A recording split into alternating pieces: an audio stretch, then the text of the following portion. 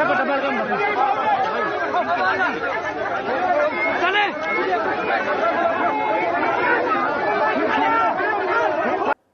मैं हूं Praveen. India time 24 news में आपका स्वागत है। एक तरफ देश में ईद का जश्न मनाया जा रहा है तो वहीं हरियाणा के कुछ घरों में मातम छा गया है। हरियाणा की एक स्कूल बस में 40 बच्चे स्कूल जा रहे थे। इन 40 में से 6 बच्चों के माता पिता को नहीं पता था कि उनके बच्चे कभी घर नहीं लौट पाएंगे। बस बच्चों को लेकर स्कूल के लिए निकली थी। जैसे ही ये बस महेंद्रगढ़ के उन्हानी गांव के पास पहुंची तो पलट गई। बताया जा रहा है कि इस बस ड्राइवर ने ड्रिंक की हुई थी। अब जरा सोचिए, स्कूल के बच्चे जिस बस में मौजूद हों, उस बस का ड्राइवर शराब पीकर बस चला रहा है। कितनी बड़ी लापरवाही स्कूल और प्रशासन की है, आप खुद अंदाजा लगा सकते हैं। बताया जा रहा है ये पूरा हादसा एक गाड़ी से पास लेते हुए हुआ। बस की रफ्तार काफी तेज थी। गाड़ी से पास लेते समय अचानक बस पलट गई। इस पूरे हादसे में 6 बच्चों की मौत हो गई। तस्वीरें दिल को झकझोर सकती हैं, इसलिए हमने तस्वीरें ब्लर कर दी हैं। हादसा बेहद दर्दनाक है, इसलिए हरियाणा के मुख्यमंत्री ने एक्स अकाउंट पर दुख जाहिर करते हुए लिखा है, महेंद्रगढ़ के कनीना में स्कूल बस के दुर्घटनाग्रस्त होने से आहत हूं। मेरी संवेदनाएं उन शोक संतप्त परिवारों के साथ हैं जिन्होंने अपने मासूम बच्चे खोए हैं। स्थानीय प्रशासन घायलों की सहायता के लिए मुस्तैद है। सभी घायलों के शीघ्र स्वस्थ होने की कामना करता हूं। इस हादसे के बाद आसपास के लोगों ने घायल बच्चों को अस्पताल पहुंचाया। घायल बच्चों का अस्पताल में इलाज चल रहा है। डॉक्टर ने क्या कहा, जरा सुनिए। 9 बजे के आसपास की घटना है। 20 बच्चे आए थे हमारे पास, जिसमें 4 ब्रॉड डेड थे और एक बच्चा हमने वेंटिलेटर पर डाला और जिसकी 10-15 मिनट बाद डेथ हो गई। 15 बच्चों को हम काफी इंजरी थी, उनको स्टिच वगैरह देकर हायर सेंटर रेफर कर दिया गया। उस समय एसडीएम साहब तुरंत आ गए थे। उन्होंने, पूरे प्रशासन ने, गवर्नमेंट हॉस्पिटल के जो डॉक्टर्स हैं उन्होंने भी हमें कोऑपरेट किया और हम 15 बच्चों को सेव कर पाए हैं। उन बच्चों की कंडीशन काफी ठीक है। कुछ बच्चे रेफर न्यूरोलॉजिस्ट हायर सेंटर भी किए गए हैं और बाकी सभी कंडीशंस नॉर्मल है सभी बच्चों की। घटनास्थल पर मौजूद लोगों की माने तो बस ड्राइवर ने शराब पी रखी थी, जिसके कारण यह पूरा हादसा हुआ।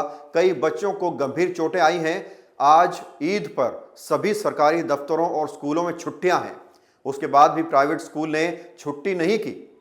उनकी माने तो स्कूल और बस ड्राइवर पर हत्या का मामला दर्ज होना चाहिए।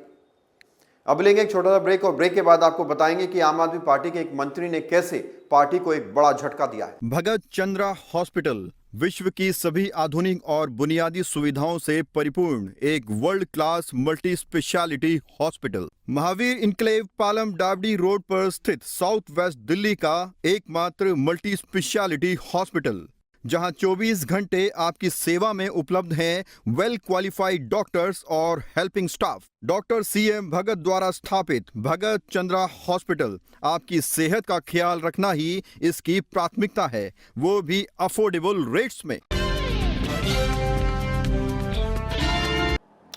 ब्रेक के बाद आपका स्वागत है। राजधानी दिल्ली में नेताओं की भगदड़ जारी है। नेता कहीं चुनाव प्रचार के लिए भाग रहे हैं तो कहीं सत्ता की कुर्सी के लिए तो कहीं अन्य पार्टियों में शामिल होने के लिए। दिल्ली के पटेल नगर से विधायक राजकुमार आनंद ने अपनी विधायकी और मंत्री पद से इस्तीफा दे दिया है। ये पहली बार नहीं है कि इससे पहले भी कई नेता एक पार्टी छोड़कर दूसरी में शामिल हुए हैं। आम आदमी पार्टी के नेता लंबे समय से आरोप लगा रहे थे कि उनके विधायक तोड़ने और पार्टी को खत्म करने की कोशिश की जा रही है और ये प्रयास भारतीय जनता पार्टी कर रही है। जिस तरह से पार्टी के शीर्ष नेता जेल की हवा खा रहे हैं और मंत्री अपने पदों से इस्तीफा दे रहे हैं, तो क्या ये बात अब सच होने वाली है? कल आम आदमी पार्टी के जिस मंत्री ने अपने पद से इस्तीफा दिया, उनका नाम है राजकुमार आनंद।